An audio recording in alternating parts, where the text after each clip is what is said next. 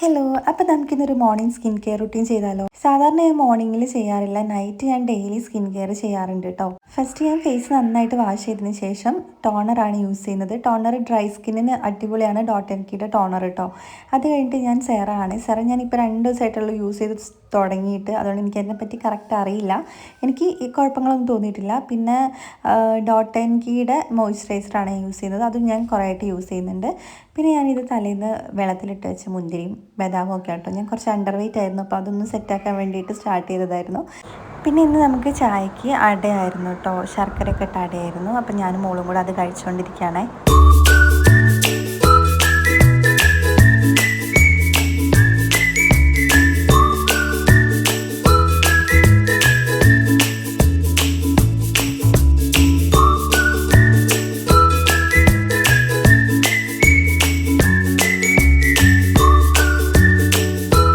അപ്പോൾ ചായ കൂടിയൊക്കെ കഴിഞ്ഞു. ഞാൻ സ്കിൻ കെയർ മാത്രം എടുക്കാമെന്നാണ് കരുതിയത്. അപ്പോൾ ഞാൻ കരുതി മോർണിംഗ് നടക്കുന്ന കുറച്ച് കാര്യങ്ങളൂടെ നമുക്കിതിൽ അങ്ങോട്ട് ഇൻക്ലൂഡ് ചെയ്യാമെന്ന്.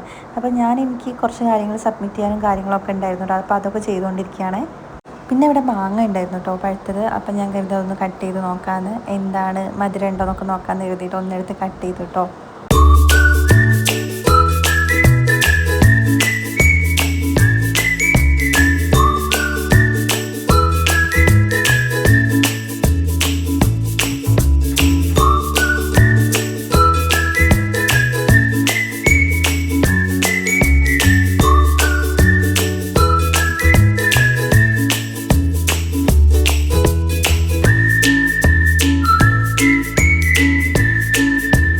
പിന്നെ എനിക്കൊരു ഡോഗ് ഉണ്ട്, നിയോ എന്നാണ് പേര്, ലാബാണ് കേട്ടോ. അപ്പം രാവിലെ തന്നെ അവൻ്റെ അടുത്തൊക്കെ പോയിട്ടൊന്ന് തിരിഞ്ഞ് കളിച്ചു.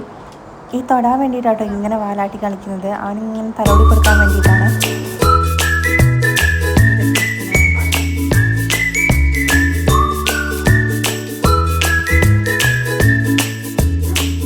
അപ്പം മോർണിംഗ് നടക്കുന്ന കുറച്ച് കാര്യങ്ങൾ മാത്രം, കുറച്ച് ക്ലിപ്സ് മാത്രം എടുത്തിട്ട് ആഡ് ചെയ്തിട്ടുള്ളൊരു വീഡിയോ ആണ് ഇത്.